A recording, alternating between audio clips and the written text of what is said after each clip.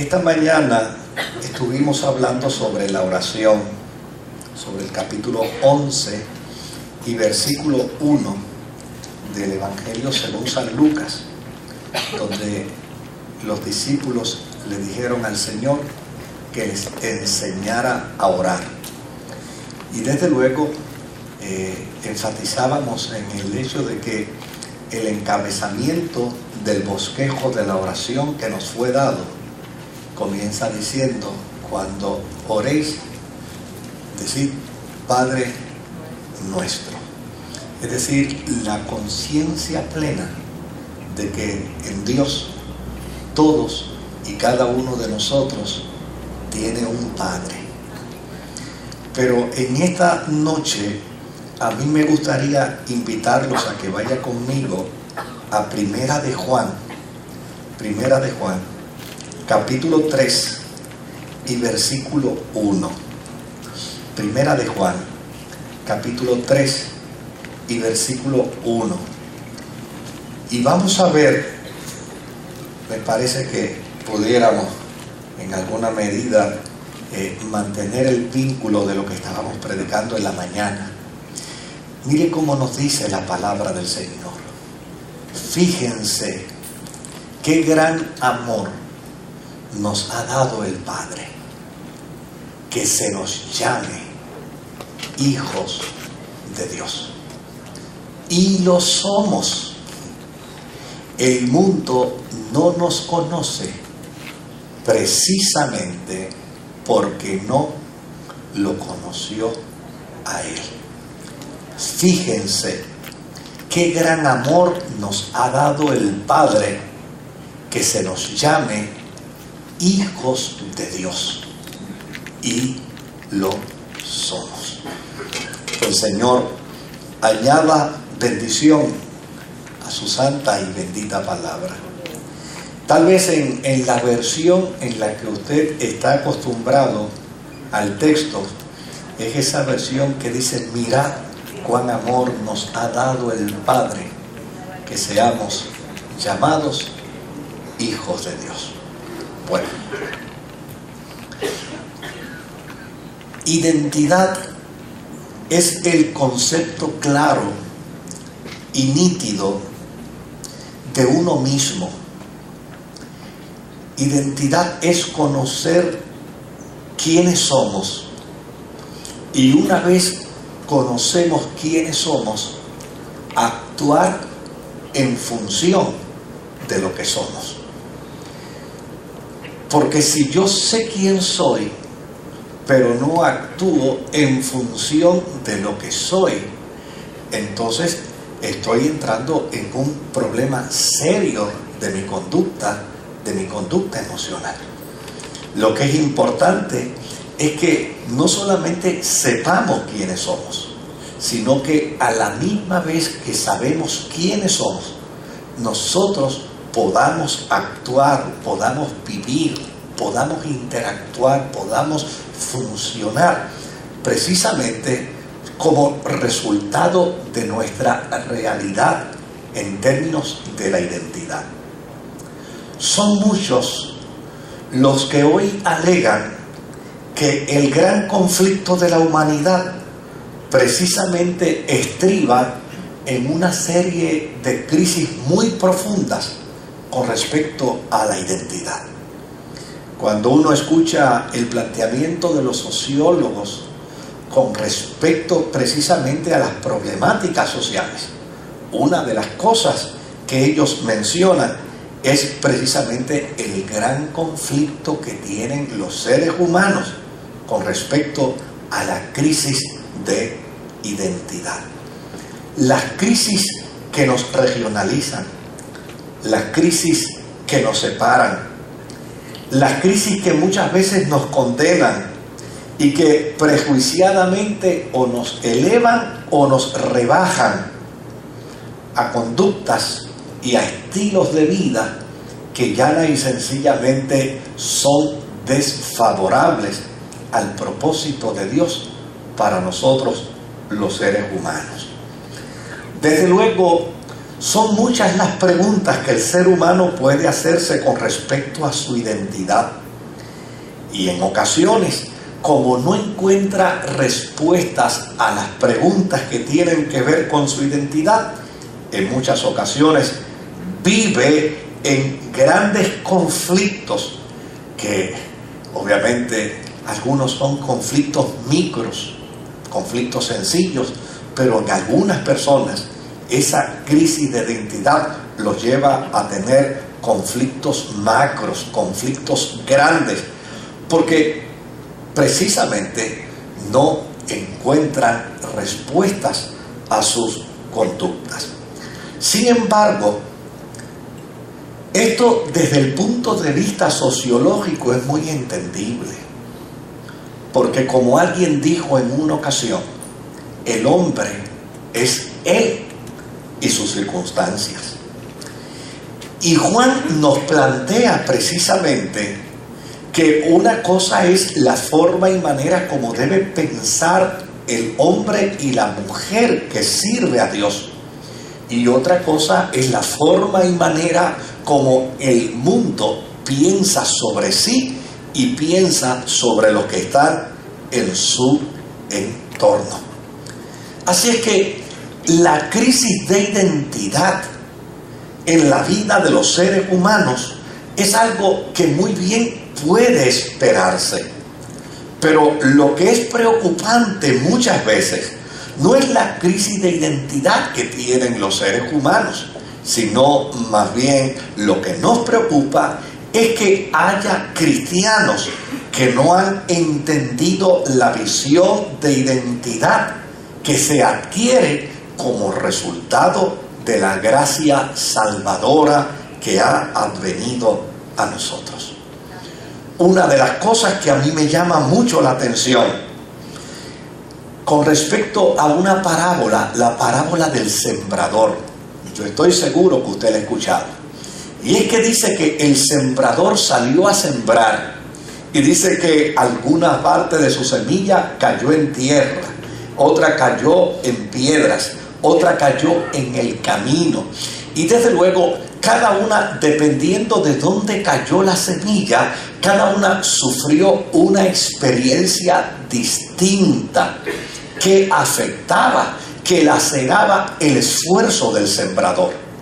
Y desde luego, una de las cosas que a mí me preocupa es precisamente la cantidad de creyentes que en ocasiones pierden de perspectiva la posición que tienen frente al Dios del cielo.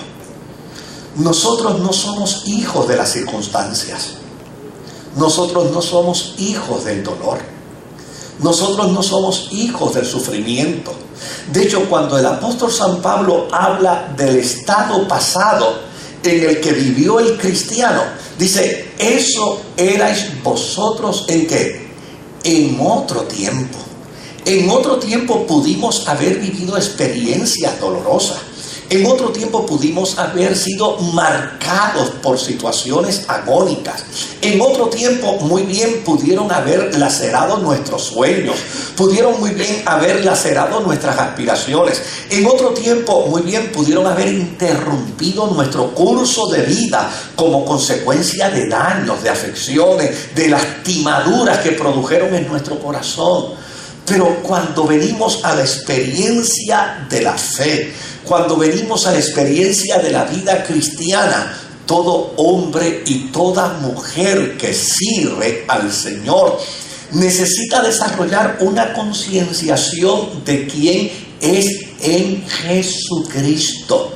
Y cuando uno desarrolla esa concienciación de quién es en Jesucristo, va a descubrir que las cosas viejas pasaron y he aquí todas son hechas nuevas. Y desde luego esa parábola del sembrador implica que aquella semilla que cayó en buen terreno germinó y dio buen fruto. Y a mí a veces me crea una preocupación, porque yo les voy a confesar con toda honradez, desde que yo empecé a tener conocimiento en mi niñez de la fe cristiana, yo he escuchado toda mi vida que yo soy hijo de Dios. La gente se encargó de enseñármelo en la escuela bíblica. La gente se encargó de enseñármelo en los seminarios. Los pastores y pastoras se dedicaron, los maestros, aquella gente que se dedicó a formarme espiritualmente, ellos se dedicaron a crear en mí ese sentido de conocimiento, de que yo no soy hijo del destino, yo soy hijo del Dios del cielo. Por lo tanto, si yo caigo en la trampa de pensar que yo soy hijo de las circunstancias adversas que advienen a la vida de cualquier ser humano, pues yo voy a vivir como consecuencia de esas circunstancias.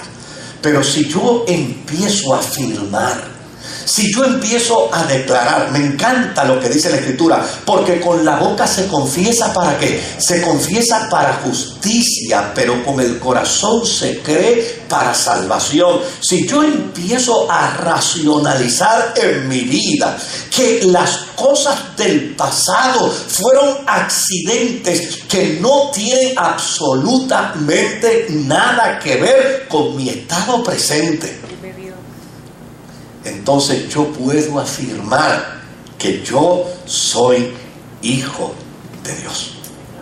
De hecho, cuando uno parafrasea ese texto, no solamente como está escrito ahí, sino cuando uno lo parafrasea de otra manera, mire cómo yo lo puedo interpretar mejor. Es por el amor de Dios que nos ha sido regalado que tú y yo nos llamamos hijos de Dios. Es por el amor de Dios, el amor que Él nos regaló en Jesucristo. Es por el amor de Dios que nos ha sido dada mediante la gracia, que tú y yo tenemos el derecho. El derecho, o sea, usted no está mendigándole a Dios un derecho de paternidad.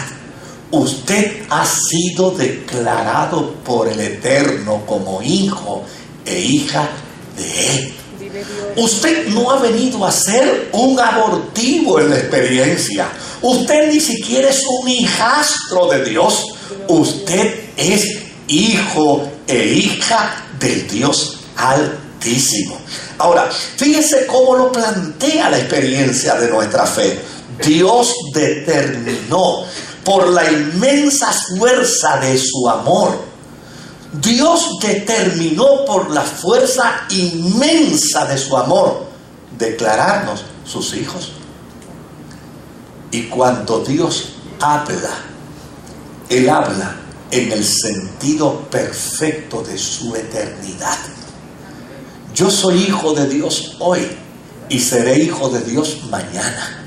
Y seré hijo de Dios pasado mañana. Y no importa cuál sea la circunstancia, buena o mala, que pueda advenir a mi vida, nada ni nadie me podrá a mí hacer prescindir de ese perfecto derecho que Dios me ha otorgado como resultado de su gracia arrolladora. Somos hijos de Dios porque en la fuerza de su amor Dios lo ha determinado. Amén. Ahora, lo que es importante después de esto es que yo lo sepa, es que yo lo crea, y es que yo viva de acuerdo a esa realidad. Yo no sé cuántas historias usted ha leído de gente que vivió en desconocimiento de su padre y conversaba con su padre. Yo he oído varias historias de esas, de personas que no tenían conocimiento de que esa persona con la que trabajaban, esa persona con la que interactuaban, esa persona era el padre legítimo de ellos. Y ya sencillamente se pasaron toda la vida interactuando con un ser extraño como resultado del desconocimiento de una información. Ese ser no era extraño, genéticamente era el padre, pero la ausencia de esa información les hizo vivir como un ser extraño frente a su Padre. Así sucede con algunos cristianos. Algunos cristianos conocen de oída que Dios es su papá, pero no tienen una experiencia de internalización de que Dios es el Padre de ellos, de que esa paternidad de Dios ha sido otorgada como resultado de la gracia, que esa paternidad de Dios ha sido como resultado de la misericordia. Desde luego, tal vez algunas personas dicen, es que pastor, mire, el problema que yo tengo es que mi papá fue un sinvergüenza, y si fue un sinvergüenza, fue un papá sinvergüenza, no se le puede cambiar el apellido. Y como consecuencia de ese papá sinvergüenza, yo no tengo un vehículo de relación para conocer a Dios como Padre. Pero lo que es importante es que entendamos que dentro de las Sagradas Escrituras tú y yo hemos trascendido a una nueva dimensión de vida.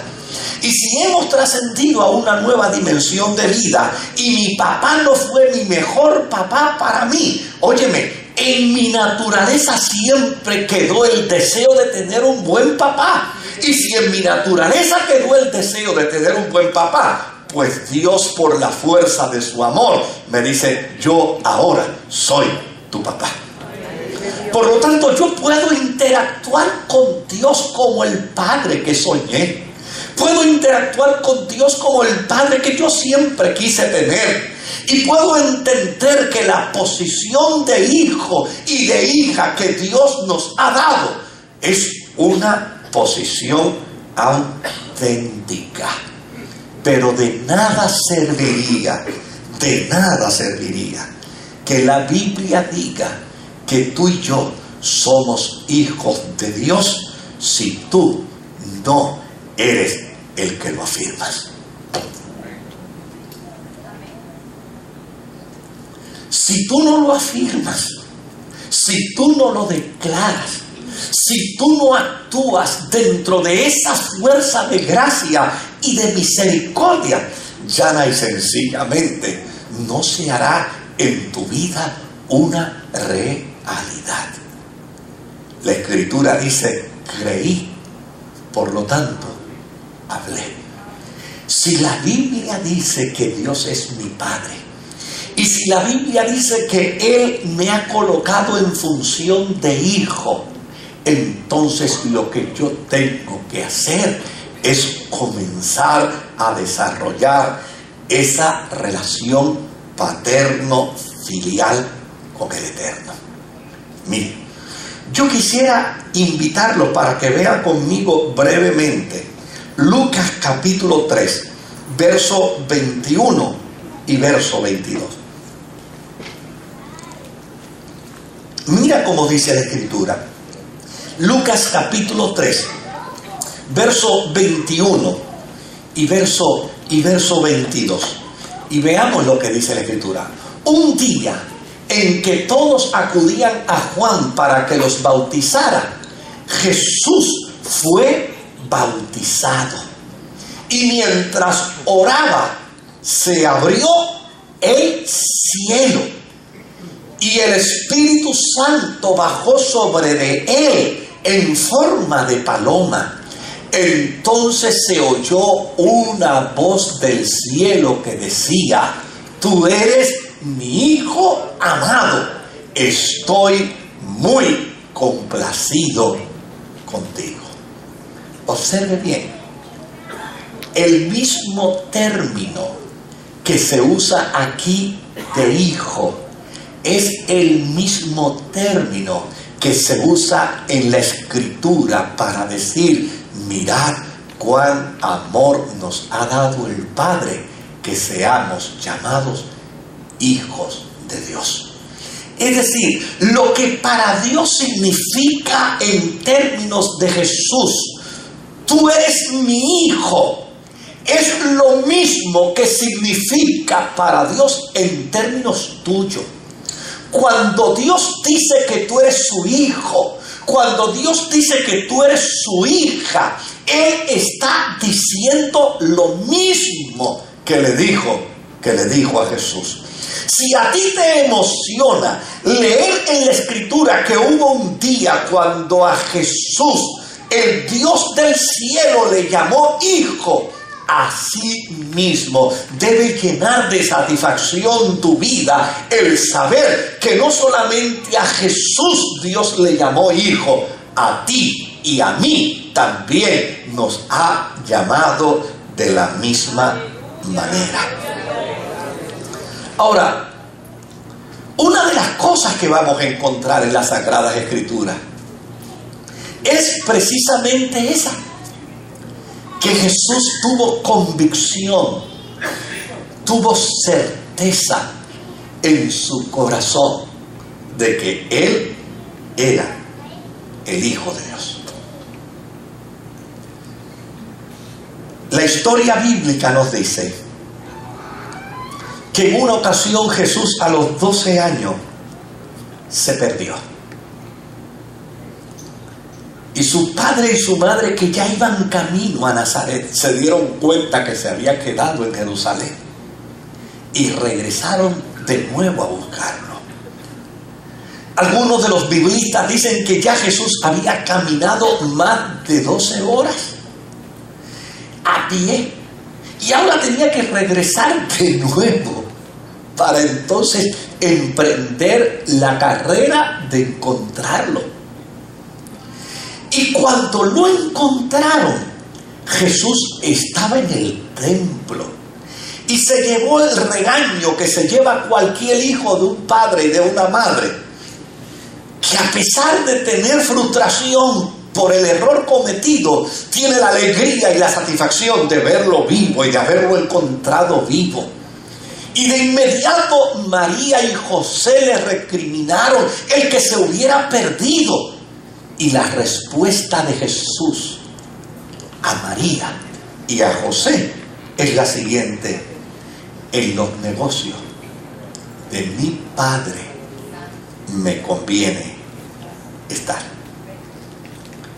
¿Y sabe qué es lo interesante? Que 18 años después,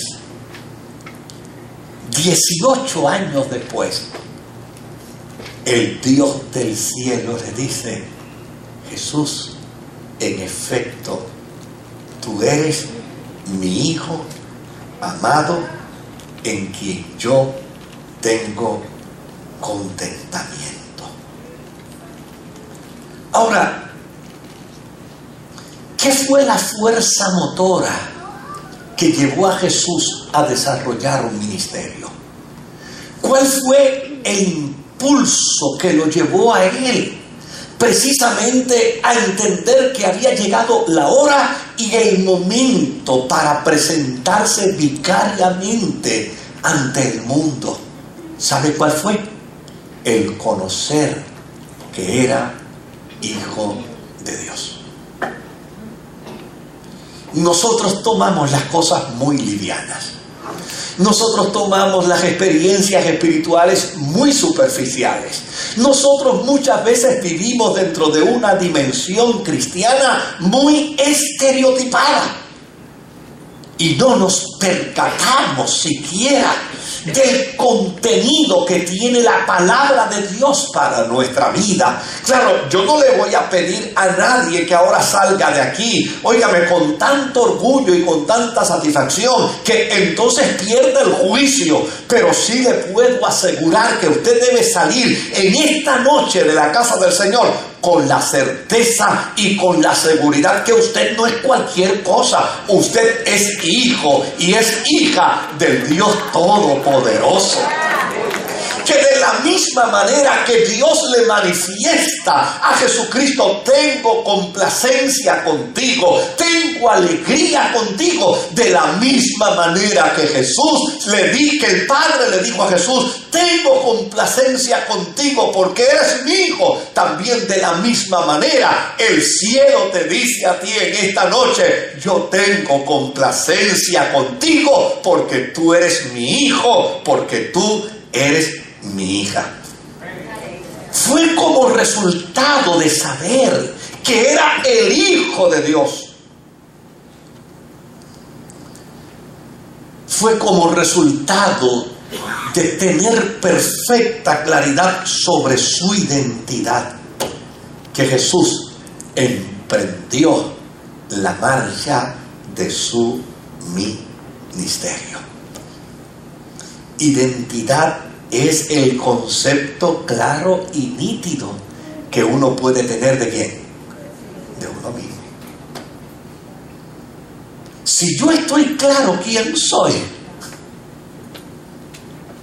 si yo entiendo con perfecta claridad el propósito de Dios para mi vida, si yo entiendo en las manos de quién estoy, si yo entiendo y sé a quién le sirvo, si yo entiendo y comprendo con claridad bajo qué sombra poderosa yo estoy, entonces llana y sencillamente el mundo seguirá girando como gira, pero mi vida será en las manos del Señor totalmente distinta, totalmente diferente. Todo el éxito de Jesús radicó precisamente en que Él nunca dudó de su identidad. Él nunca dudó de quién era. Él nunca dudó de dónde provenía. Él nunca dudó hacia dónde iba. Él nunca dudó de por qué estaba aquí. Esas preguntas existencialistas que los hombres se hacen en Jesús estaban perfectamente claras. ¿Quién soy? El Hijo de Dios. ¿De dónde vengo? Vengo de la esencia misma del Padre. El Padre y yo, uno somos. ¿Qué hago aquí? Pues yo estoy reconciliando al mundo con Él para que el mundo pueda tener paz con mi Padre, pueda tener paz consigo mismo, pueda tener paz con su semejante y pueda tener paz con la naturaleza.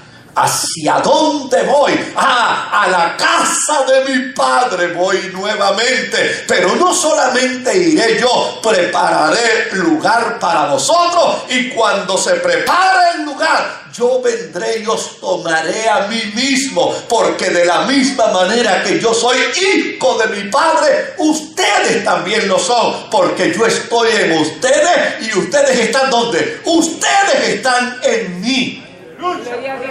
Si la iglesia tuviera conciencia de esto, desde luego el mundo va a seguir igual, los problemas van a seguir igual, las circunstancias van a seguir igual, los dolores van a seguir viniendo, pero déjeme decirle algo, lo que es importante en la experiencia de la vida no es el surco que la vida misma marca, lo que es importante en la experiencia de la vida es la actitud que yo voy a tener ante el surco que está marcado. Y cuando yo tengo claridad de mi identidad en mi relación con Dios, que truene, que llueva, que ventee, que vengan tormentas, que vengan conflictos, yo sé quién soy, sé a quién he creído y sé que yo estoy sostenido de su mano.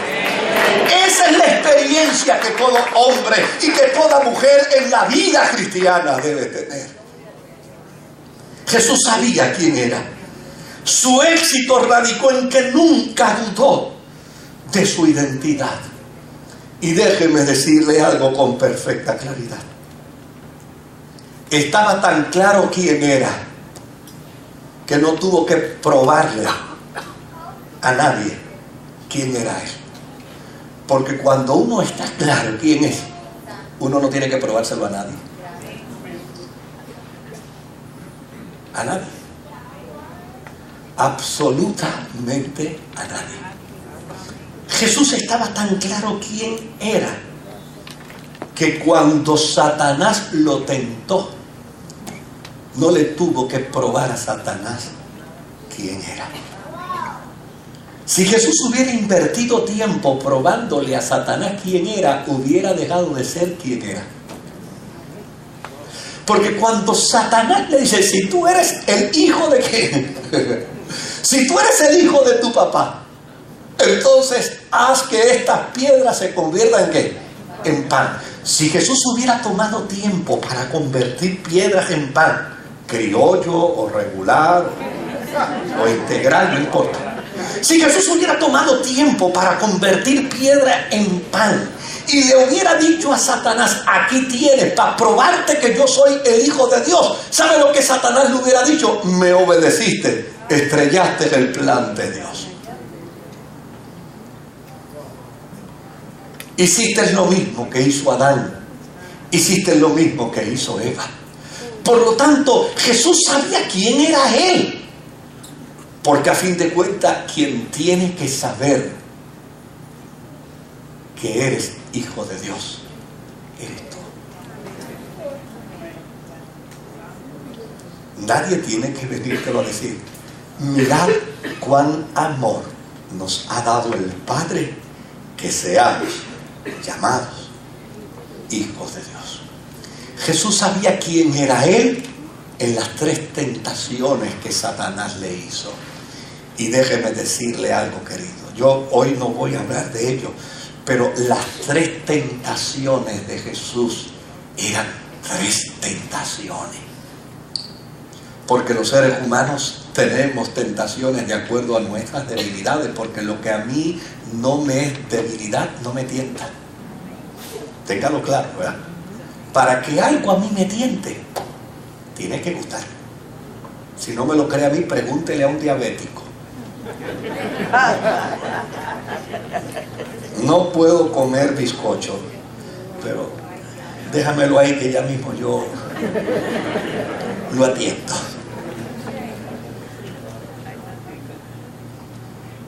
En las 3 tentaciones de Satanás estaba planteado el desafío: pruébame que tú eres el Hijo de Dios. Y Jesús se mantuvo firme. A ti yo no tengo que probártelo. Lo único que yo tengo que hacer es vivir como hijo de Dios. Porque esa es la clave. La clave no es que la Biblia te lo diga 2 veces. La clave es que tú lo entiendas de una vez y para siempre. De hecho, se dice que en una ocasión, en un avión que iba cruzando de un estado a otro, se formó una tormenta. Y el piloto ordenó de inmediato a las azafatas que guardaran todo. Y todo se recogió y todo se guardó. Y entró el avión en aquel periodo de tormenta y el avión subía y bajaba y se estremecía. Y todo el mundo iba ansioso, todo el mundo iba preocupado. Al frente iba un niño dibujando perfectamente tranquilo. Pero ¿sabe? Hay tranquilidades que impacientan. Hay quietudes que desesperan.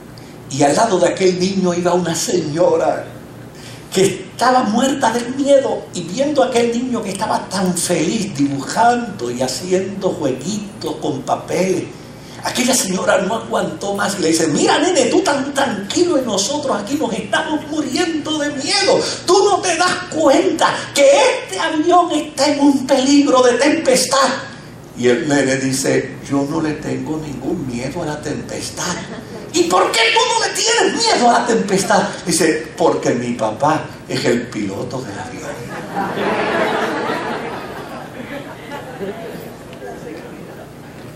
Cuando hay certeza de quiénes somos, óyeme, no hay ausencia de tempestad, pero hay seguridad en el Padre que nos ha declarado sus hijos. Jesús tuvo convicción de que Él era el Hijo de Dios aun cuando renunció a todo. Jesús renunció a ser llamado bueno. Jesús renunció a ser llamado Dios. Jesús renunció al reconocimiento, a la gloria. Jesús renunció al prestigio. Dice la Escritura que siendo en forma de Dios, no estimó el ser igual a Dios como cosa a que aferrarse, sino que se anonadó y se hizo siervo, y en la condición de siervo se expuso hasta lo sumo para morir en muerte de cruz. Jesús tenía profunda convicción de quién era Él, sin poder y sin gloria. No necesitaba poder para saber quién era, y no necesitaba gloria para saber quién era. Él tenía convicción de quién era, indistintamente hubiera poder o no hubiera poder. Cuando estaba allá en la lamentación, en la congoja del Getsemaní, en medio de aquel dolor y de aquella amargura, Él hablaba con su Padre en calidad de hijo. Porque cuando hay convicción de que somos en Dios, las circunstancias no son las que determinan, es nuestra fe en Él. Tan es así que estando en la cruz, llevando sobre su cuerpo el pecado de todos nosotros, Jesús no dudó quién era Él. Y a la hora de hablar con el Padre,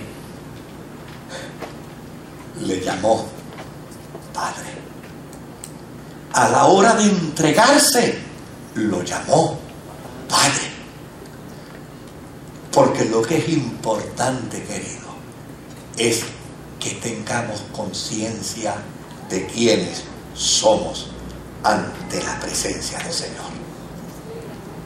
Jesús no perdió una sola oportunidad de su vida para afirmar creyendo ser el Hijo de Dios, al punto que la acusación para su muerte fue precisamente esa, y afirmó, aún prefiriendo morir, que en efecto Él era el Hijo de Dios. Pues si esto es lo que vemos en la Escritura con respecto a Jesús, entonces, ¿por qué no afirmarlo con respecto a nosotros? ¿Por qué no vivirlo con respecto a nosotros? ¿Por qué no experimentarlo con respecto a nosotros? Si Jesús es el Hijo de Dios, no hay diferencia en el Hijo de Dios de Jesús, y no hay diferencia en el Hijo de Dios de Pepe, ni de Juana, ni de Andrés, ni de Andrea, ni de Ariel, ni de Neftalí. No hay diferencias, no existen diferencias. Tú eres tan hijo de Dios como el que está sentado a tu lado. Tú eres tan hija de Dios como la que está sentada a tu lado. Y tú debes afirmar en la experiencia de tu propia vida, no de manera circunstancial. No es de manera circunstancial, sino es en toda experiencia de nuestra vida. Tú debes afirmar tu identidad y quién tú eres ante el Dios que se ha declarado para ti Padre.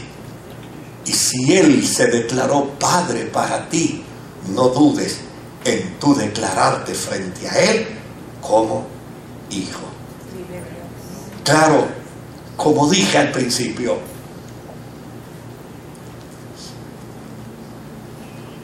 ese poema de pasarás por mi vida sin saber que pasaste puede ser aplicado a la vida de muchos cristianos.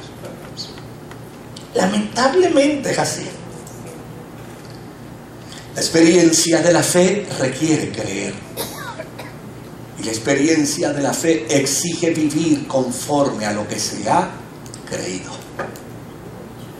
Si tú no aceptas en tu vida que tú eres hijo de Dios, lamentablemente tú no vivirás en esa dimensión. Cuando nació mi primera nieta, yo estaba reacio a aceptar que había llegado a la posición de abuelo. Y entonces yo le decía a mi consuegro, ya fallecido, yo le decía, bueno, es que eso de abuelo a ti te cae bien, chico, porque tú eres un viejo. Pero yo no. Yo si acaso voy a ser primo segundo de ella. Y así nos pasamos los 9 meses embromándonos hasta el día que nació Keren. Y desde luego la cita de todos era en el hospital. Y allá yo me encontré con mi Consuelo. Y llegamos a la sala de maternidad. Queríamos ver la nena que nació. Una bola de 9 libras. Y desde luego, cuando entramos y la vimos así, por un espejito, por un cristal, yo quedé tan emocionado al verla que me quedé sin palabra y mi consuegro me cogió la delantera. ¿Y sabe qué dijo mi consuegro? Mi consuegro dijo: Keren, aquí está tu abuelo. Aquí está tu abuelo. El que está al lado mío es un pariente lejano tuyo.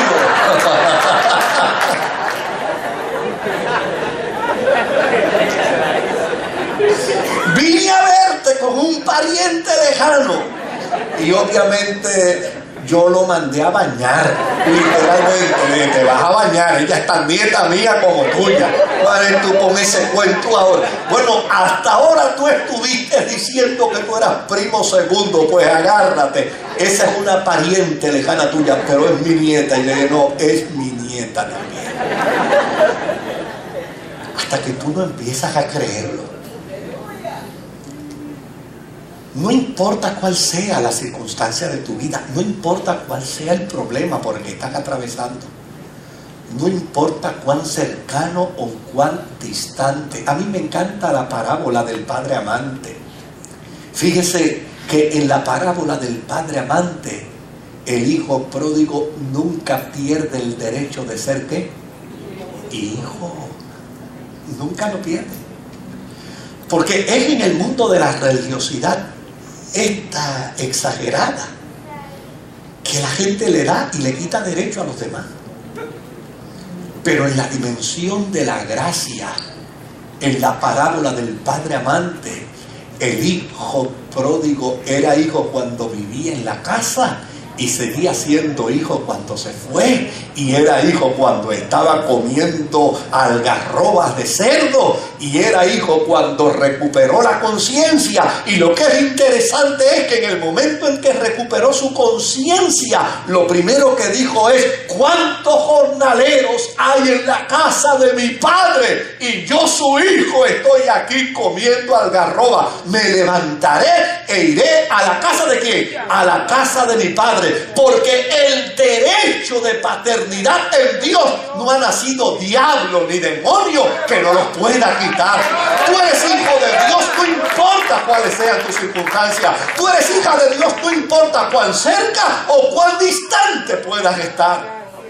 Lo que va a hacer la diferencia en ti no es el juicio que yo pueda proclamar sobre tu vida. Lo que va a hacer la diferencia en ti es la concienciación que tú tengas de que tu padre no ha renunciado a su paternidad, y tú sigues siendo para él hijo, y tú sigues siendo para él hija, y todavía tu padre está desesperado esperando el momento glorioso en que se pueda encontrar contigo, te pueda abrazar y te pueda decir: hoy se restituye toda la relación entre tú y yo. A mí me encanta la Escritura cuando plantea que tú no eres criatura, tú eres hijo de Dios. Y yo quiero invitarte a que veas conmigo brevemente Romanos capítulo 8, verso 16 y verso 17. Romanos capítulo 8, verso 16 y verso 17. Y mira cómo dice la palabra del Señor. El Espíritu mismo, oye bien, el Espíritu mismo le asegura a nuestro espíritu que somos ¿qué?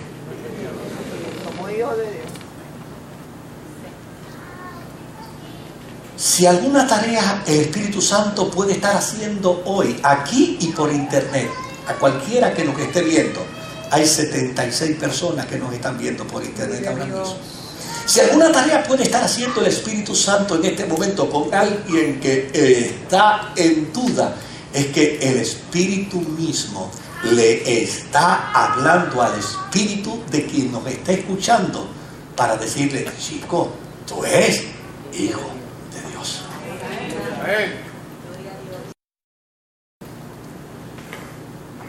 Y si somos hijos, ¿somos qué? Herederos.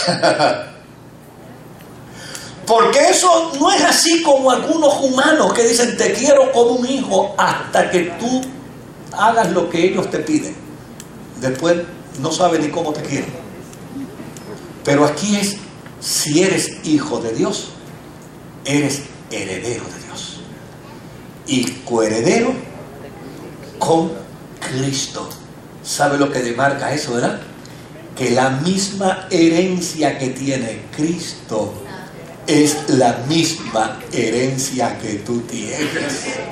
Por eso yo afirmo que cuando Dios le dijo a Jesús en el bautismo: tú eres mi hijo, es el mismo término que utiliza aquí Juan para decirle: somos hijos de Dios.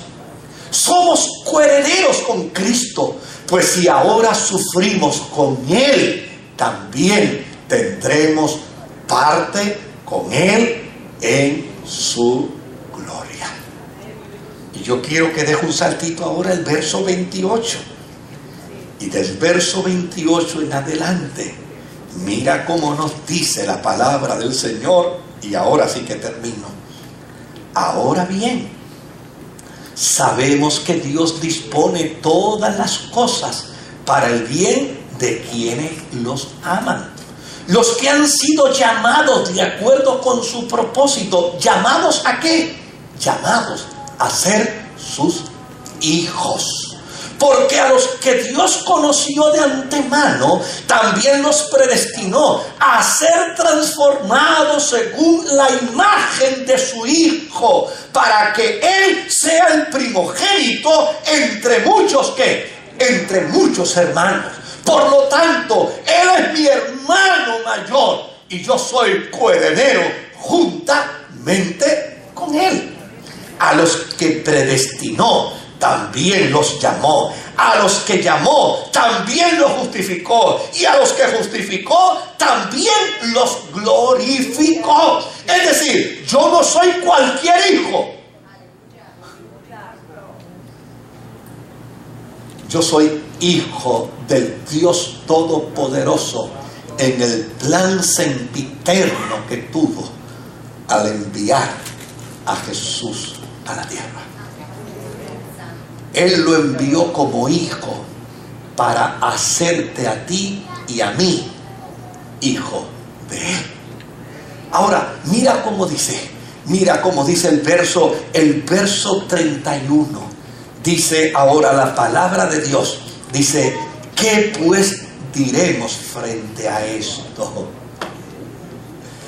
Oye, ¿me vas a vivir en angustia? ¿Vas a vivir en congoja? No, ¿qué vas a decir frente a esto? Si Dios está de nuestra parte, si Dios decidió que yo fuera su hijo, si Dios decidió darme el derecho de la paternidad por su multiplicidad de misericordia, ¿quién puede estar en contra nuestra? El que no escatimó ni a su propio hijo, sino que lo entregó por todos nosotros, ¿cómo no habrá de darnos generosamente junto con Él todas las cosas? ¿Quién acusará a los que Dios ha escogido? Nadie. Dios es el que justifica. ¿Quién condenará? Cristo Jesús es el que murió e incluso resucitó y está a la derecha de Dios e intercede por nosotros. ¿Quién nos apartará del amor de Cristo? ¿La tribulación o la angustia? la persecución o el hambre, la indigencia o el peligro o la violencia. Así está escrito: por tu causa siempre nos llevan a la muerte, nos tratan como ovejas para el matadero. Sin embargo, en todo esto somos más que vencedores por medio de aquel que nos amó, pues estoy convencido de que ni la muerte, ni la vida, ni los ángeles, ni los demonios, ni lo presente, ni lo porvenir, ni los poderes, ni lo alto, ni lo profundo, ni ninguna cosa en toda la creación podrá apartarnos del amor de Dios que ha manifestado a través de Cristo Jesús, nuestro Señor. El secreto no está en lo que la Escritura nos plantea para que leamos. El secreto está en lo que creamos. Es lo que creas. No te he dicho que si creyeres verás la gloria de Dios. Puede aparecer de portada a contraportada una sola expresión que diga eres hijo de Dios, pero si no lo crees vivirás como bastardo, vivirás como bastarda. Pero si lo crees, no tienes que probárselo a nadie, solamente creerlo. Vivirás en la autenticidad de su gracia. Me encanta la historia del Quijote de la Mancha. El Quijote entendió ser y después fue.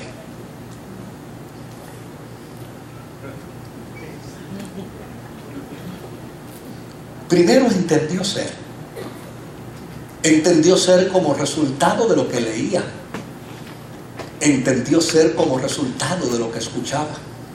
Y un buen día decidió ser lo que él entendía era. Agarró una yegua vieja, flaca, que cualquier veterinario se la hubiera puesto a dormir.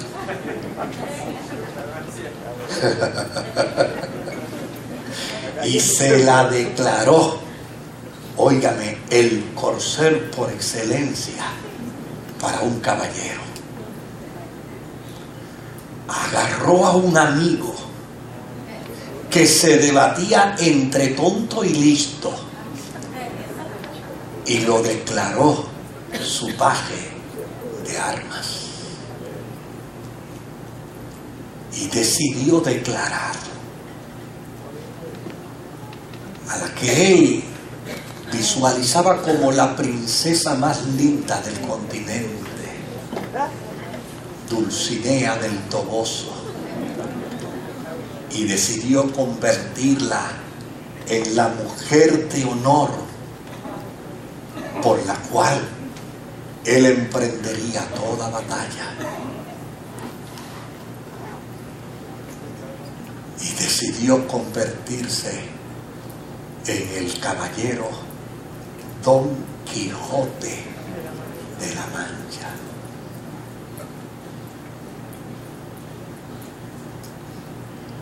A ti no te están invitando a que te conviertas en un Don Quijote. A ti la Escritura te está diciendo: mira cuán amor te ha dado el Padre, que seas llamado Hijo de Dios. Y ergue tu cabeza, enderezas tus hombros y ergue tu figura. No permitas que nada ni nadie te degrade de la posición que Dios te ha dado. No eres otra cosa frente a tu Dios, sino hijo. Y si hijo, heredero y coheredero con Cristo, porque de la misma manera que Dios llama a Jesús su hijo, es de la misma manera que te tiene a ti y a mí como su hijo. Que Dios te bendiga. llame hijos de Dios. Y lo somos. El mundo no nos conoce precisamente porque no lo conoció a Él. Fíjense qué gran amor nos ha dado el Padre, que se nos llame hijos de Dios. Y lo somos. Que el Señor añada bendición a su santa y bendita palabra. Tal vez en la versión en la que usted está acostumbrado al texto, es esa versión que dice: mirad cuán amor nos ha dado el Padre, que seamos llamados hijos de Dios. Bueno, identidad es el concepto claro y nítido de uno mismo. Identidad es conocer quiénes somos, y una vez conocemos quiénes somos, actuar en función de lo que somos. Porque si yo sé quién soy, pero no actúo en función de lo que soy, entonces estoy entrando en un problema serio de mi conducta emocional. Lo que es importante es que no solamente sepamos quiénes somos, sino que a la misma vez que sabemos quiénes somos, nosotros podamos actuar, podamos vivir, podamos interactuar, podamos funcionar precisamente como resultado de nuestra realidad de perspectiva, la posición que tienen frente al Dios del cielo. Nosotros no somos hijos de las circunstancias. Nosotros no somos hijos del dolor. Nosotros no somos hijos del sufrimiento. De hecho, cuando el apóstol San Pablo habla del estado pasado en el que vivió el cristiano, dice: eso erais vosotros ¿en qué? En otro tiempo. En otro tiempo pudimos haber vivido experiencias dolorosas. En otro tiempo pudimos haber sido marcados por situaciones agónicas. En otro tiempo muy bien pudieron haber lacerado nuestros sueños. Pudieron muy bien haber lacerado nuestras aspiraciones. En otro tiempo muy bien pudieron haber interrumpido nuestro curso de vida como consecuencia de daños, de afecciones, de lastimaduras que produjeron en nuestro corazón. Pero cuando venimos a la experiencia de la fe, cuando venimos a la experiencia de la vida cristiana, todo hombre y toda mujer que sirve al Señor necesita desarrollar una concienciación de quién es en Jesucristo. Y cuando uno desarrolla esa concienciación de quién es en Jesucristo, va a descubrir que las cosas viejas pasaron, y he aquí todas son hechas nuevas. Y desde luego esa parábola del sembrador implica que aquella semilla que cayó en buen terreno germinó y dio buen fruto. Y a mí a veces me crea una preocupación, porque yo les voy a confesar con toda honradez, desde que yo empecé a tener conocimiento en mi niñez de la fe cristiana, yo he escuchado toda mi vida que yo soy, en términos de la identidad. Son muchos los que hoy alegan que el gran conflicto de la humanidad precisamente estriba en una serie de crisis muy profundas con respecto a la identidad. Cuando uno escucha el planteamiento de los sociólogos con respecto precisamente a las problemáticas sociales, una de las cosas que ellos mencionan es precisamente el gran conflicto que tienen los seres humanos con respecto a la crisis de identidad. Las crisis que nos regionalizan, las crisis que nos separan, las crisis que muchas veces nos condenan y que prejuiciadamente o nos elevan o nos rebajan a conductas y a estilos de vida que llana y sencillamente son desfavorables al propósito de Dios para nosotros los seres humanos. Desde luego, son muchas las preguntas que el ser humano puede hacerse con respecto a su identidad.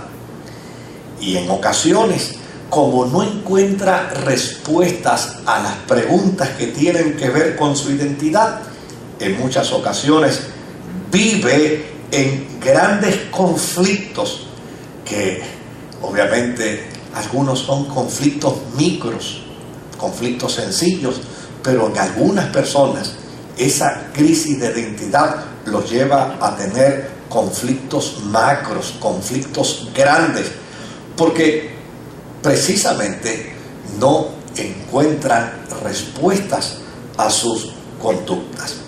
Sin embargo, esto desde el punto de vista sociológico es muy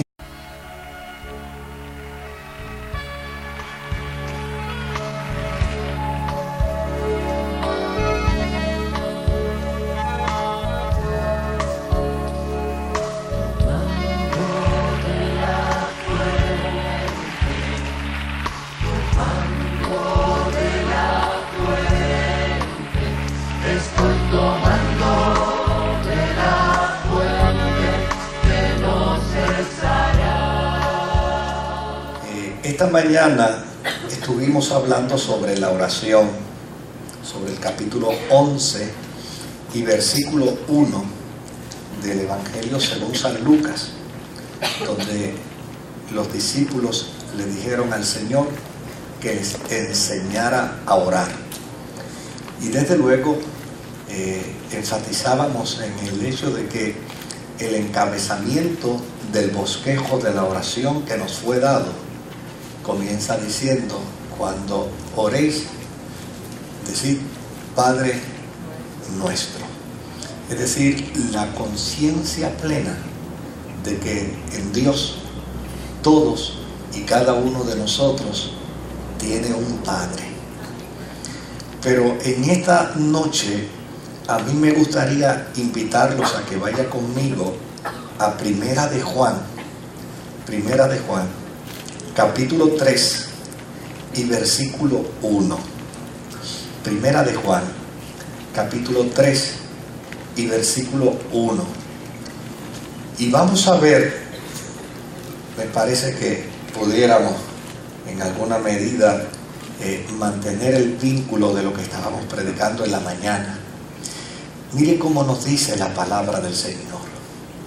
Fíjense qué gran amor nos ha dado el Padre, que se nos es entendible, porque como alguien dijo en una ocasión, el hombre es él y sus circunstancias. Y Juan nos plantea precisamente que una cosa es la forma y manera como debe pensar el hombre y la mujer que sirve a Dios, y otra cosa es la forma y manera como el mundo piensa sobre sí y piensa sobre lo que está en su entorno. Así es que la crisis de identidad en la vida de los seres humanos es algo que muy bien puede esperarse. Pero lo que es preocupante muchas veces no es la crisis de identidad que tienen los seres humanos, sino más bien lo que nos preocupa es que haya cristianos que no han entendido la visión de identidad que se adquiere como resultado de la gracia salvadora que ha advenido a nosotros. Una de las cosas que a mí me llama mucho la atención con respecto a una parábola, la parábola del sembrador, yo estoy seguro que usted la ha escuchado, y es que dice que el sembrador salió a sembrar y dice que alguna parte de su semilla cayó en tierra otra cayó en piedras, otra cayó en el camino. Y desde luego, cada una, dependiendo de dónde cayó la semilla, cada una sufrió una experiencia distinta que afectaba, que laceraba el esfuerzo del sembrador. Y desde luego, una de las cosas que a mí me preocupa es precisamente la cantidad de creyentes que en ocasiones pierden